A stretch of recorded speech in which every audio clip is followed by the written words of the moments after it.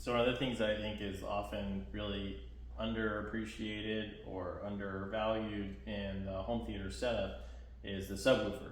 Let's talk about one that I think offers a really good bang for the buck. I wouldn't quite consider these Klipsch subwoofers to be like a budget subwoofer, but it's definitely one that you can get into without breaking the bank. The nice things is you can buy these individually, and then sometimes you can also find them as a set as well. So we did, we have two of them, one on each side. And one nice thing about the Marantz audio video receiver that we have is that you can dictate which one is the primary and then which one is the sub. Klipsch subwoofers are really fantastic design. One thing that's really nice about them is you can easily remove the faceplate, so they just slide right off just like that. So if you like that kind of copper look, it's really pretty, really nicely done. Obviously with us, with cats, not the best idea to leave those exposed, so we do cover ours up. But even that, it's really easy and efficient to just go over this with a vacuum,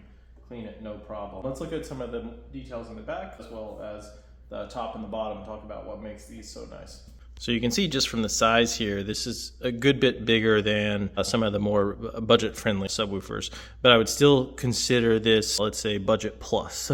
So you're not going to break the bank on this, but you're still going to get a ton of sound out of here. One of the really nice things about the Klipsch subwoofers is how much you can control here. One cool thing is they've got an on, an auto, and a standby mode. So it's really nice. You keep mine on all the time just because we use a lot of different sound options.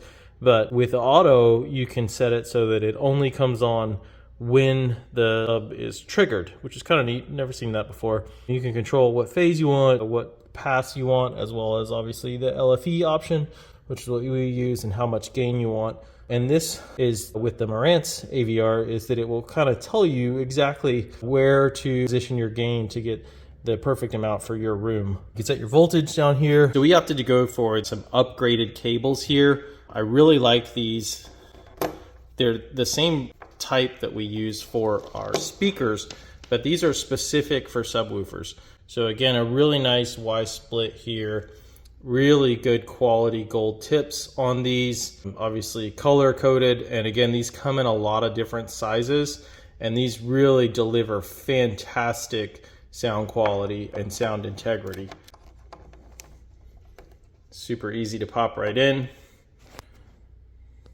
Really love the wood-like finish that they've done on these boxes. So if you've seen some of our other videos, you know we've got lots of cats. Even after a couple years of owning these subwoofers, you don't see any scratches on here. They clean up really nice. They're really beautiful. The color really goes with just about any aesthetic you could want. So I've turned these Klipsch subwoofers over because I want to talk about one of the most important things that you can buy for your audio video setup. And these are really inexpensive. When you talk about bang for the buck, this is a must have.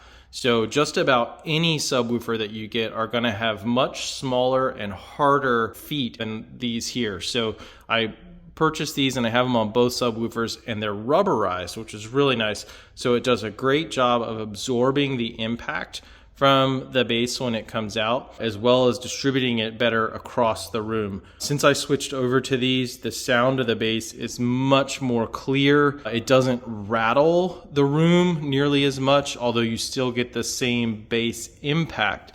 If there's anything I recommend you buy, it's these subwoofer feet. You cannot go wrong with these, and it will make a massive difference in the sound fidelity that you get.